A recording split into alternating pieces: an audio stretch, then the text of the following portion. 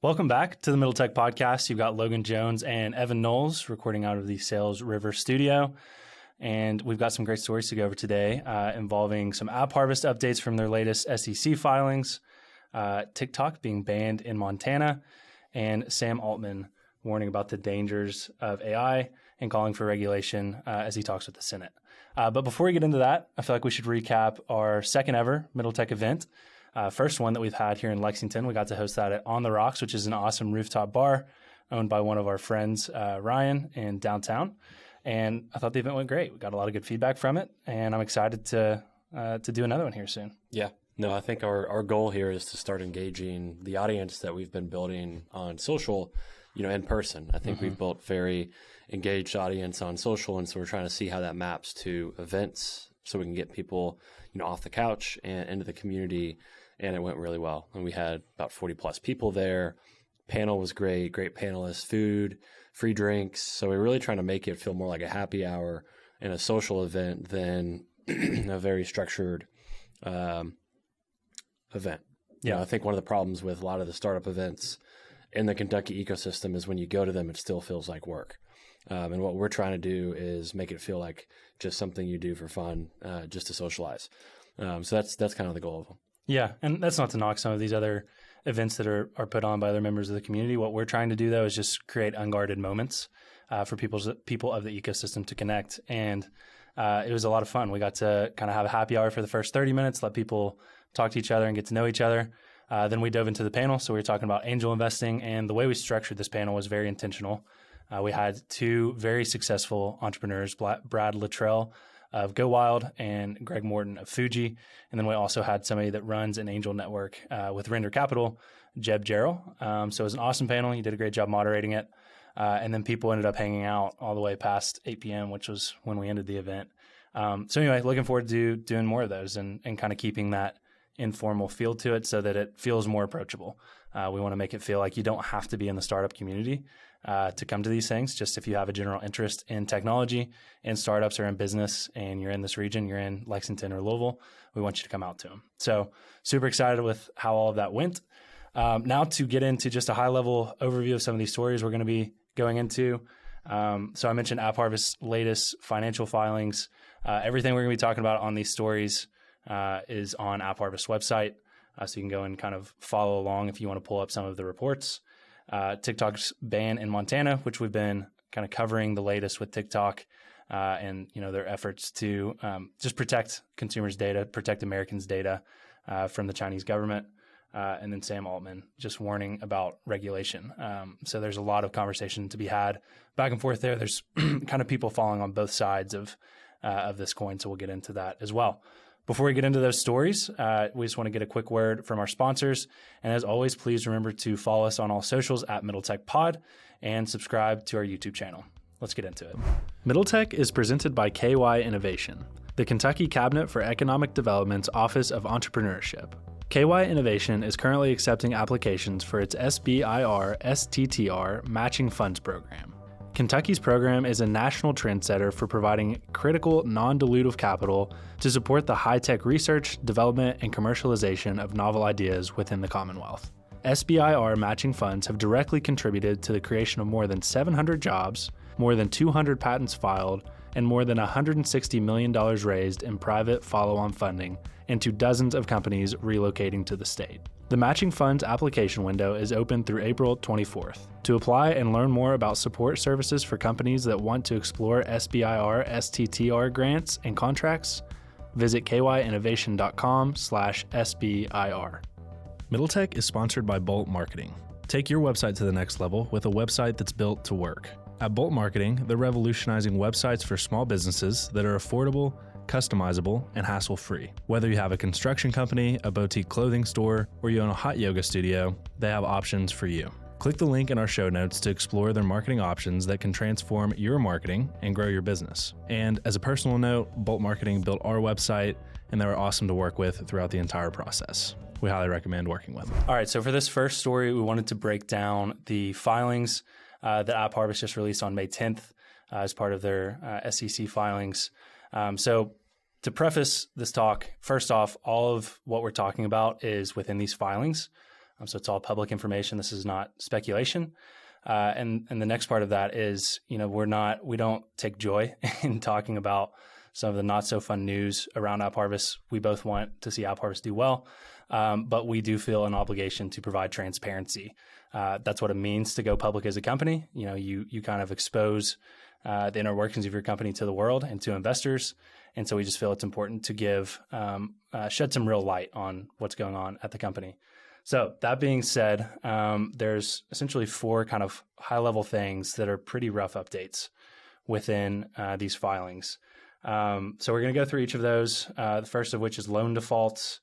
Evan, kind of give us an understanding of what's going on with some of these loans that AppHarvest has taken on to build their facilities and the current state of those loans. Yeah. So essentially to pay for working capital, but also capital expenditures, they've been taking out loans to cover that. And so they're now not paying back those loans. They're defaulting on them.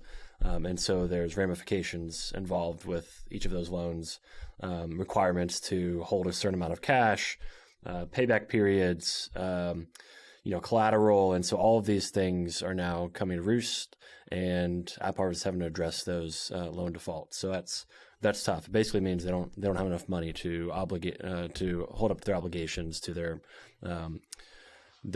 providing them credit. Yeah. So that was kind of the first thing to be pointed out in this filing. And unfortunately, it just kind of gets worse from there. So knowing that they're defaulting on some of their loans is kind of the main red flag, really. It just shows that, they're not in a great financial position. But to just kind of add insult to injury, they've had to deal with some material events, as they put it in the filings. And that is just events that they were not anticipating that is having a material impact on their bottom line. And so this one is just around, their crop yields being impacted by pests. So, any farm has to deal with pests, getting into their crop. And then they've also had a Listeria outbreak. So just to read one of the segments from the actual report, what's going on here. The first is around this Listeria outbreak, which is a really big deal because it's caused them to have to basically halt production on their Berea operation. So in the report, they say in April 2023, in the course of conducting our routine food safety testing, we discovered during a pre-harvest inspection of the presence of Listeria monocytogenes, an organism which can cause serious health issues in a production area at AppHarvest Berea. We voluntarily suspended operations at AppHarvest Berea beginning April 17th, so it's almost a month ago.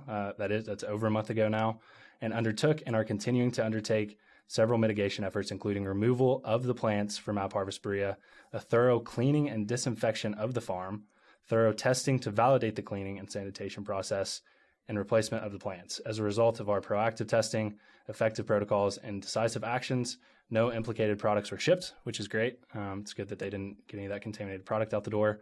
But they say we expect these mitigation efforts to affect yields for the second quarter of 2023. So this is the Listeria part of it. They basically had to halt production on an entire facility, which is awful with all of this other stuff going on. So, it's no one's fault necessarily. That's just kind of an unfortunate event that they're having to deal with. And then they go on to talk about some of their pest problems that they're having that just kind of adds on to this rough news. So also in the report, they say, also during the fourth quarter of 2022, we observed pest-damaged strawberries and active pests. In response, we undertook several mitigation efforts, including the removal of plants, a shortening of the growing period of plants that were or may have been affected, and modifications to operational practices to eliminate or greatly reduce potential transmission vectors. These efforts adversely affected yields for the 21-22 growing season at AppHarvest Moorhead, so their flagship greenhouse, and the 2022-2023 growing season at our Somerset facility, including shorter than expected growing seasons. So, I guess this is one of those things that you deal with whenever you're, growing produce. It sucks that this is happening in a controlled environment setting here. You would hope that kind of stuff would be at least less common in one of these greenhouses, but nevertheless, they are dealing with it, and it's going to significantly increase their expenses and burn. They have to take those mitigation efforts. Those are not free. So disappointing to see that. Anything you want to add to that part of it? Yeah, I would just say that, they probably rushed the ramp up of these facilities and getting them up and development, and probably cut corners, and, they got pests and these, what is it? The Listeria. outbreak, outbreak of, what do they call that? A monocytogen. Yeah, never heard of that.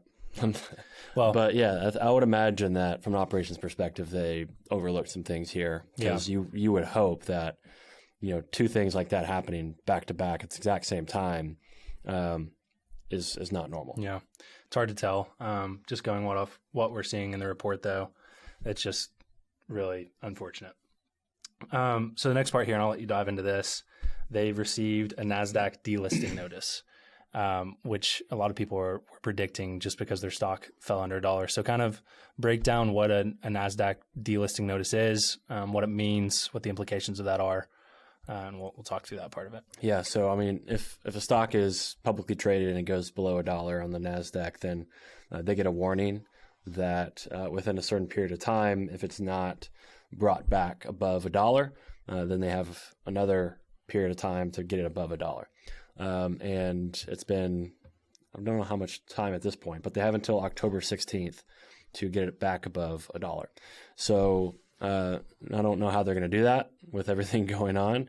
So I would imagine that if they don't go bankrupt or get bought before then they'll get delisted. So, they're no longer be a public company, which, frankly, they don't deserve to be a public company. They should have never gone public. Yeah. So this is just another one of those things that, there's ramifications to not executing, and they're not executing. So this is, the public markets, taking control and delisting a company that, normal retail investors shouldn't have access to. Yeah, agreed on all that. So yeah, again, that's October 16th is kind of the date to watch out for there, which is, as we continue talking through this, October is going to be a big month all around in terms of the ramifications of some of these things. And then kind of the final thing here, which is what I was just alluding to there, is also in the report, they say absent more funding, they expect to run out of operational capital in the third quarter. So word for word from the report, they say the company is exploring additional financing alternatives, including but not limited to an additional sale leaseback transaction. So to pause there, that is what they did with their Berea facility.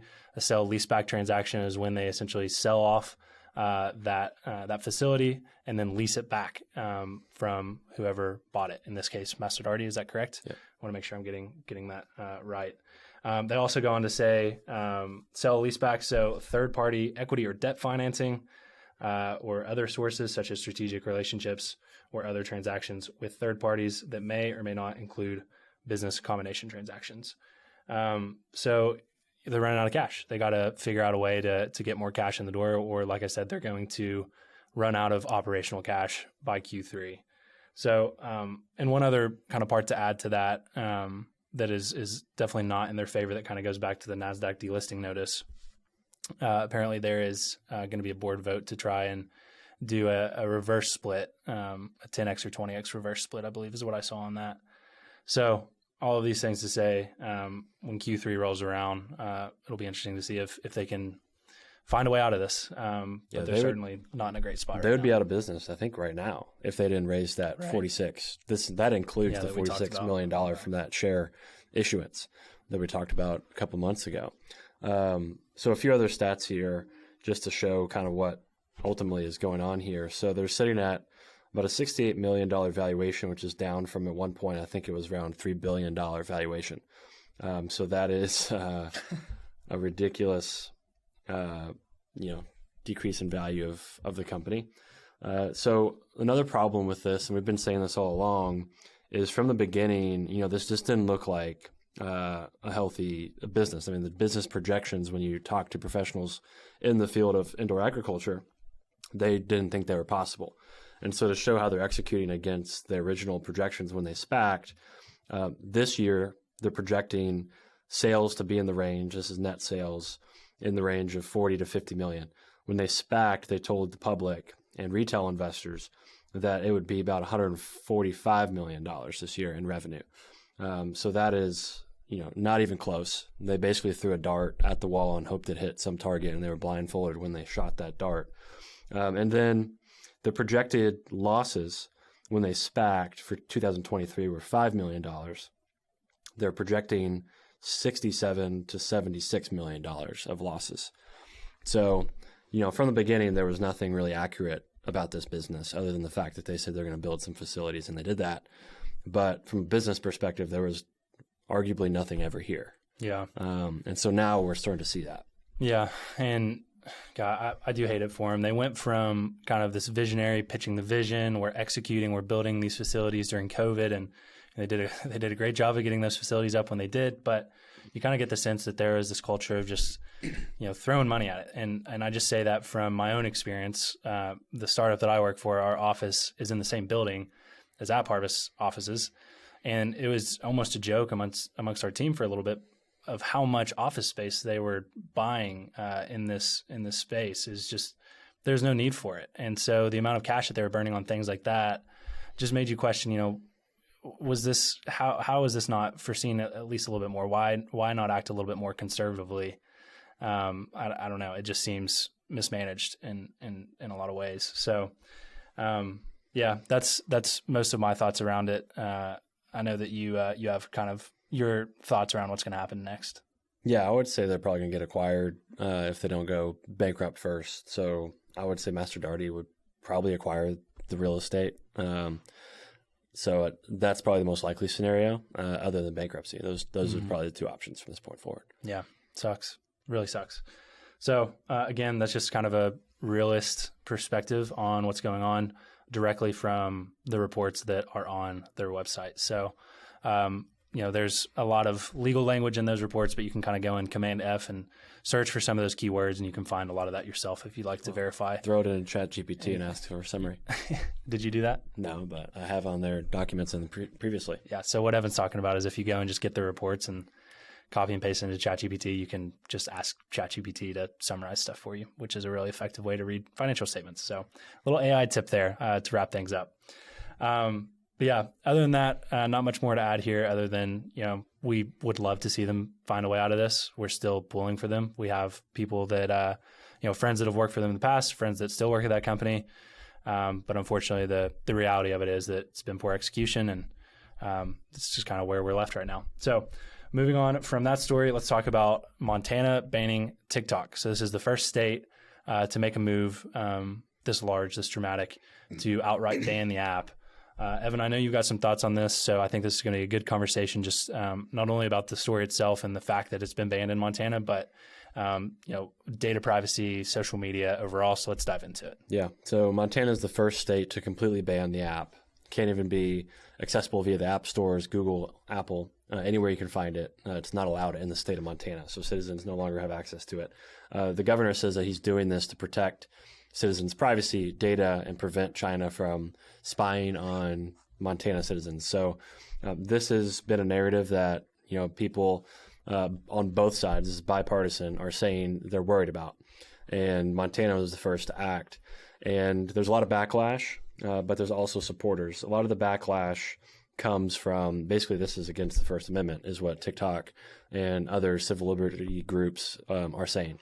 So I can see both sides of this. Now, if, let's say, Apple or Google put this in the App Store and allow people to access, there's a $10,000 fine for each violation a day. So, that's pennies for both those companies, but, it adds up. And it'll be interesting to see what happens. So TikTok is going to take them to court, federal court, and, challenge this ruling. But I would imagine that, this is the United States where we let states do as much as we can allow them to do. That's part of the beauty of the United States. However, when it comes to the Constitution and some of these amendments, that's when the federal government needs to step in. So we'll see where it falls. But what are your thoughts on that? Yeah, I think the only thing that I'll add, just details to that story, is that there's no personal sort of ramifications for the individual. Like if you have TikTok on your phone and in Montana, you're not going to get a fine or anything. People are going to download VPNs and stuff. Yeah. And, just to relate this back to the bill that was proposed around banning TikTok, I think a lot of the complaints around that bill, and my complaint as well, is way too broad because they were trying to say that you couldn't use things like a VPN to download it. At least that was kind of vaguely mentioned in that bill. So, my thoughts around it are very aligned with yours. I see both sides of it. But I think let's get into the discussion around, you have here, getting our own house in order. I think that's a great way to put it. And I think that's really where this conversation needs to start before we even get into talking about, China and TikTok and what's going on there. Yeah. I mean, it's pretty wild that, we've had social media around for a long time now, and we still haven't given citizens the right to really control and have transparency on who is getting access to the data, who is able to download that, use it for ads, use it for, even misinformation, Cambridge Analytica, whatever it might be. People don't have the ability for that transparency. And it's really unfortunate. They don't have control over their data. There's no sense of ownership as a citizen over your data. And so if you were to ask Facebook, where is my data going, they can give you a dump of your data, and they might be able to delete some of it, but they're not telling you what's being done with it, outside of the walls of Facebook. And, they know that. They know who they're selling that data to and who they're giving access to. So it's pretty unfortunate that we're targeting a foreign entity before we target our own backyard. And I think that, is pretty inappropriate. Now, I do think that China has access to TikTok data, which means that China, the government there, which is a communist country, has access to, our citizens' data and could be using it for, psyops, misinformation, whatever it might be to attack, our country. I'd strongly believe that is happening. And so I am a proponent of figuring out how to regulate and limit what's being done with TikTok with the data. And that means maybe bringing it into the United States, not letting any data leave, having a U.S. company own those data centers. But, I'm not sure where it's going to go from here because, it is rather disturbing that we're going to ban, a place where speech and ideas are flowing. That's totally against the First Amendment. However, there is precedent for this in other parts of the world. There's plenty of cases where we're, banning apps, banning websites because it is, a danger to U.S. citizens. So I'm not sure where this is going. The main thing that I'm focused on right now that I'm trying to look more into is both from within our own country and other countries like Russia and China. I do think there are daily attacks on massive scales that we don't understand on our citizens' mental health, which is called psyops. I am a strong believer. I've deleted TikTok several times, or I never got TikTok. I mean, I deleted Instagram because I've started to notice it. I don't think it's paranoia. I think it's pretty obvious at this point that people are using the algorithm and using accounts to push content on people. And I'd love to look more into that, and I'll be kind of putting out more information about that. But that's a big worry right now. And I think it's getting to a point personally where I think social media is a net negative than a positive right now. Yeah. Would you want to talk just real briefly around some of the examples you've seen in that, not even maybe personally, but just anecdotally with some of our friends even? Just what I'm thinking about is some of this content that's like this Andrew Tate type of content that's like almost anti-women in a way, which is, obviously we don't agree with that. It's terrible, terrible stuff. But it does seem like the algorithm tries to feed that in some ways. And it's just baiting people. It's baiting people with transgender content, with content that's anti-female, anti-male. Trigger issues. Yeah, it's trigger issues. It's, left versus right. It's Donald Trump content. It's Joe Biden falling downstairs. And, these little small clips are being pushed to people to trigger them. And one example is, for me personally, coming out of a relationship that was hard for that to stop and end, I got hit with content that day that was very targeted towards me and very personal. And, they know data about me to inform their decision to push that to me. Because I never have gotten any content about a relationship, about any kind of breakup content. And that day I got it. Yeah. And so that's an attack, and that's happening at a massive scale across all kinds of different types of information and triggering issues. And that one's like a personal attack on somebody's mental health, but it's happening on a political level all the time. And I don't think there's enough investigation going on into that. Yeah, well, there's a couple things to break down in this before we move on to the story. The first of which is the way social media is wired to work around engagement. And I talk about this like engagement is almost like a drug to social media companies or to people who put content on social media. You optimize for engagement. That's how you kind of rank yourself in terms of how am I performing on social media. And the way you generate engagement is through inflammatory content, things that, people might not agree with. So they comment a lot. They share it like, how can you believe this? Or maybe they do agree with it and they feel strongly about it. This is both sides of the political aisle are likely doing this, but we saw it for sure with the Trump campaign when he originally got elected with Cambridge Analytica. I've talked about this documentary a few times on this podcast. If you've not gone on Netflix and watched the Big Hack or The Great Hack, you need to go and watch that to understand what they were doing, how this works, so you can just be aware of it. And even if you are aware of it, you're still most likely very susceptible to it. And that is, they have enough data on you to know what your trigger issues are going to be. And for the Trump campaign, they took that data, they created a ton of videos around those trigger issues, and they fed the right people the right trigger issues. And in some ways, arguably, that probably played a huge role in helping Donald Trump get elected. So, well, it's even more subtle than that. I've got a friend that, you notice that they'll be following motivational quote accounts or motivational video accounts, and it's all, male dominant figures. It's Joe Rogan, Andrew Tate, Conor McGregor, LeBron James, these dominant men that people look up to. And then they'll slide in, anti-female content every once in a while.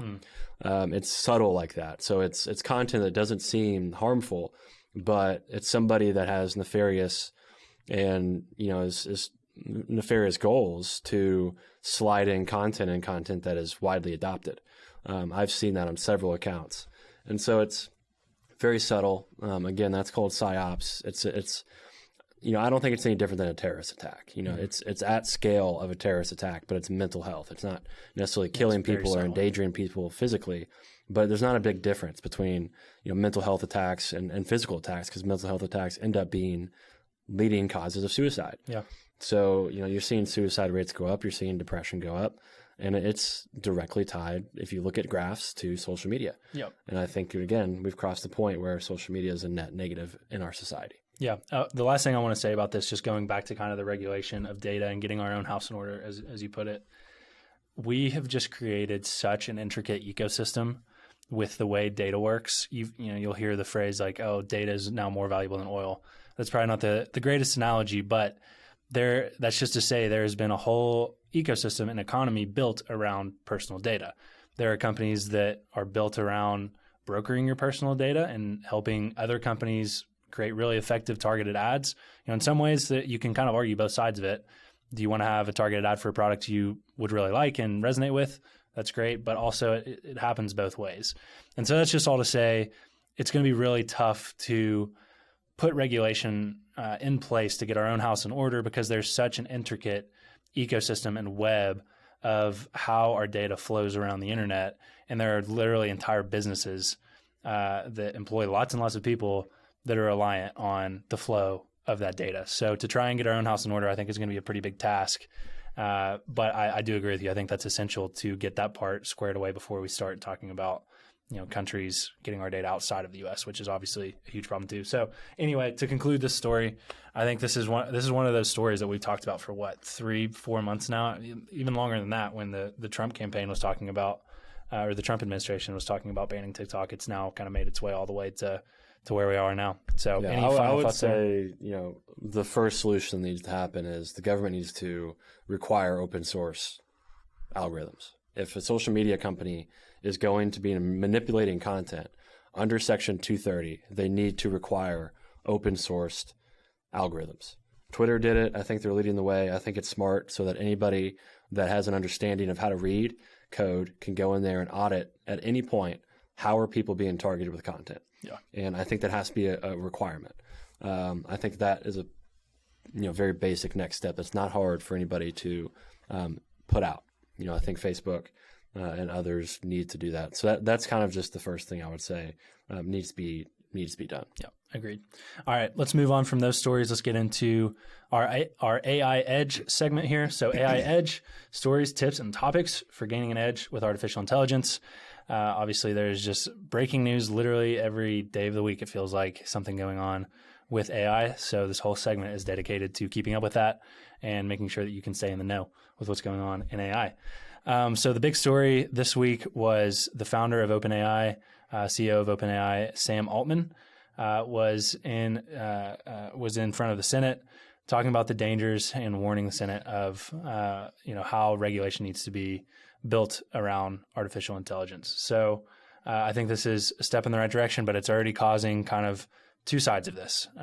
So why don't you go ahead and kind of give the overview of what was talked about here and some of what Sam said, and then let's kind of talk about that dynamic that's already popping up around regulation within AI. Yeah, so Sam Altman is calling for basically when a company starts to do artificial intelligence research and development, that they need to get some kind of business license to do so. So there needs to be some kind of licensing committee that can audit a company and understand, what's going on in there, and do regular audits that are done independently outside of the business. But also, as part of those audits, there's testing requirements. How are they releasing these models? Are they making sure that they're reaching certain levels of parameters to make sure that they're safe? So they're checking all these things, and I think that's really important. He's super worried about the effect on a couple of things, jobs and democracy. So jobs are obvious. We've talked about that several times in this podcast. But the other one that's maybe not so obvious is democracy.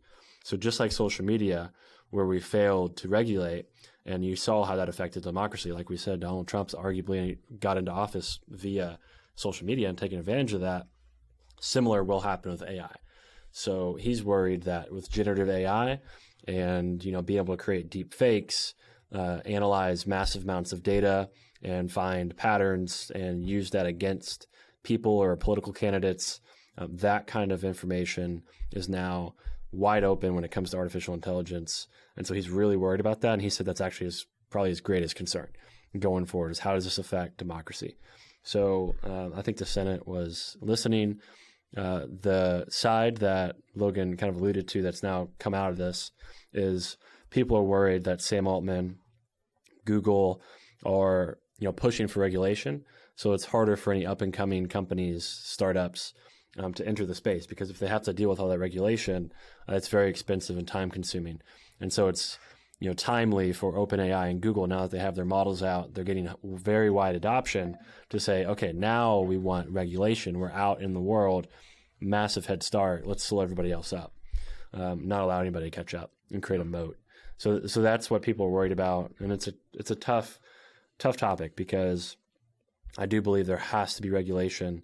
However, you don't want to stifle innovation, because just like social media, unfortunately, I think there's going to be only one or two winners in this when it comes to the foundational models.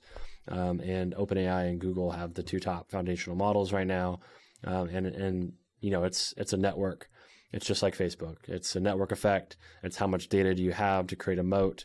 This is going to be no different. So if we regulate too early, too fast, we're going to end up in the same situation as social media, which is likely anyways, but at least we can give other people a fighting chance to, compete. Yeah. And, with any of these sorts of, it seems like there's two sides. There's nuance to all of this, and there's definitely, there's credit to both of the sides of this debate around, is OpenAI and Altman and Google just trying to solidify their lead by coming into DC and just stoking up some fears about AI. I think there is probably an aspect of that, but I do really think that it's coming time to where we have, I'd say 5 to 10 years to where we really, really need to have some decent guardrails around this. Because if we don't, just watching other emerging technologies that could kind of come in and just make this even more exponential than it already is, just really kind of screw things up. What I'm watching is quantum computing, and quantum computing is different than AI just because it would increase compute power by an exponential amount. So if you have AI that's kind of being developed without a ton of regulation around it, and then we get, the ability to have quantum computing, of which Google is really making a lot of progress, along with companies like IBM and other companies, all around the world that are competing to figure this out. If you get AI without a ton of regulation around it, and then you also have companies like Google that have access to quantum computing, it just, the power of these emerging technologies, maybe I'm being a little bit hyperbolic about it, but I could see where it could go and be something that's way too powerful for us to control. So I just think we really need to be thoughtful about the type of regulation that we put in place right now. So anyway, that's me really kind of riding the fence here. I see both sides of it. I was going back and forth on a LinkedIn post about this. So it'll be interesting to see where all of this shakes out. What I do know is that no way in hell is the government right now smart enough to regulate this effectively. We saw with the TikTok bill, they made it way too broad. It just would not be something that would be good for the American people. I'm kind of concerned the same thing would happen with regulation in AI. A lot of people are saying it needs to be like an international agency that oversees the development of AI. I'm not going to pretend like I know what the answer is. I've been following this space for a little bit before it started really getting popular, and then very closely once ChatGPT and OpenAI really started making a lead. But knowing what I know about it, there's just no way that the people that are asking questions about how Wi-Fi works during that TikTok testimony understand the true dangers and how AI actually operates. So that's kind of my closing remark on it, is they're just going to have to rely on thought leaders in the space to advise them on this. But when you do that, you're going to have people who are saying that those thought leaders are trying to submit their own lead and have their best interests in mind when they're doing that, which I think there's some merit to that as well. So anything else you'd like to add to that before moving on? All right. So kind of two other stories that we'll just touch on rather than really dive into too deep, just so that you're aware of them. Google Bard is kind of the tip of the week. I'll let Evan talk about his experience with that a little bit deeper. That is out. You should go and play with it. Anytime a new AI product comes out, go and play with it. Just tinker around with it, see what it does. If you are a ChatGPT Plus subscriber, which if you have the financial means to pay the $20 a month, I would highly recommend doing it because it is pretty wild, its capabilities. If you're a ChatGPT Plus subscriber, you also have access to plugins now, which essentially means that ChatGPT can take actions in other softwares on your behalf. So like a good example is Kayak or Expedia are both plugins on ChatGPT now. So you can literally say, hey, ChatGPT, I want to go to Mexico this summer. I want to go on this date. I want to fly out of this airport. Help me plan this trip. And now it can actually go and execute that for you. It can go and book your flight, give you a full travel itinerary, and do those actions on your behalf. So it's a really big deal to have access to plugins. So again, that's if you're a subscriber to ChatGPT Plus. So passing it back to you, Evan, tell us a little bit about your experience using Google Bard, and then we'll wrap it up from here. Yeah, so it's pretty powerful. Google Bard beat OpenAI to the punch of releasing a model that's connected to the internet. So it's pretty powerful. You can ask it anything, and it also will reference news articles. It'll give you links where it's finding that information in its chat interface. So it's super powerful. I've enjoyed it. Some people think that OpenAI's language model is better, more conversational. I'd agree. Bard, I think from an information perspective, obviously got a massive head start. Google has way more data than OpenAI does. However, I think the beauty of what is being built here in these generative models is really kind of the power of these large language models to just be human-like. And I think people are saying OpenAI is doing a better job of that. So OpenAI, like you said, has the plugins. One of them is the browser plugin, and that's for Plus subscribers. So encourage everybody as the tip of the week to go check out as much as you can. Yep. So that'll conclude our AI Edge segment and this episode. So we hope you learned something. Hope you got something out of it. If you have any thoughts about it, if we got anything wrong, if anything particularly resonated with you, please reach out and let us know. You can find us on any social media channel that you'd possibly use.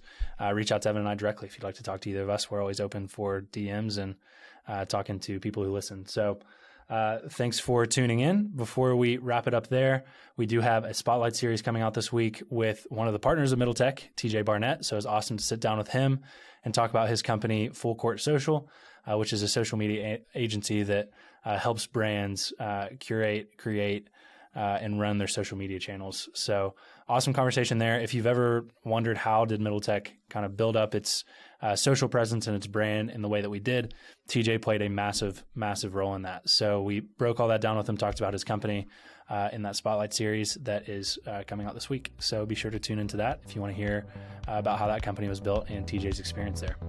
Other than that, I hope everyone has a great week, and we'll talk to you next week.